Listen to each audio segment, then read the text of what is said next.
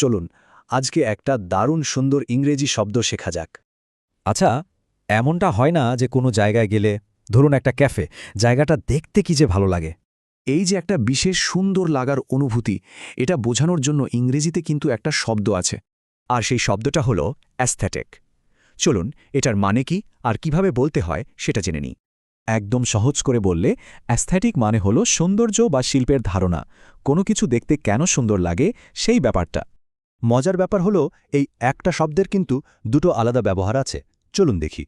ব্যাপারটা সহজে বোঝার জন্য চলুন রিনা নামের এক মেয়ের গল্প শোনা যাক। রিনার স্বপ্ন একটা ক্যাফে খোলার। তো রিনা একদিন একটা খুব সুন্দর ক্যাফেতে গেল। সেটা ছিমছাম সাধারণ ডিজাইনটা ওকে খুব অনুপ্রাণিত করল। এখানে অ্যাস্থেটিক শব্দটার ডিজাইনটা কেমন তা বোঝাচ্ছে, মানে এটা একটা অ্যাডজেক্টিভ বা বিশেষণ হিসেবে ব্যবহার হয়েছে।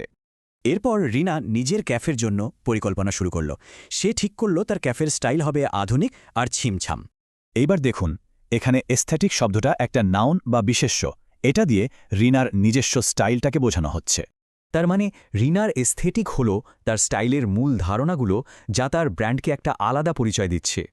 তাহলে পার্থক্যটা কি দাঁড়ালো? চলুন রিনার গল্প থেকে দুটো ব্যবহার আরেকবার ঝালিয়ে নিই। মনে রাখার বিষয় হল, অ্যাডজেক্টিভ হিসেবে এস্থেটিক কোনো কিছুর সৌন্দর্য বর্ণনা করে, আর নাউন হিসেবে এটা নিজেই একটা স্টাইল। এই শব্দটা কিন্তু শুধু গল্পের বই বা ক্যাফেতে না, আমাদের বাস্তব জীবনের সবখানেই ব্যবহার হয়।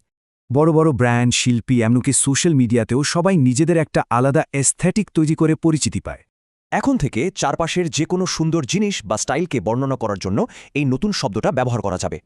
আচ্ছা ভাবুন তো, কার কোনটা পছন্দ? সাধারণ ছিমছাম এস্থেটিক নাকি জমকালো রঙিন?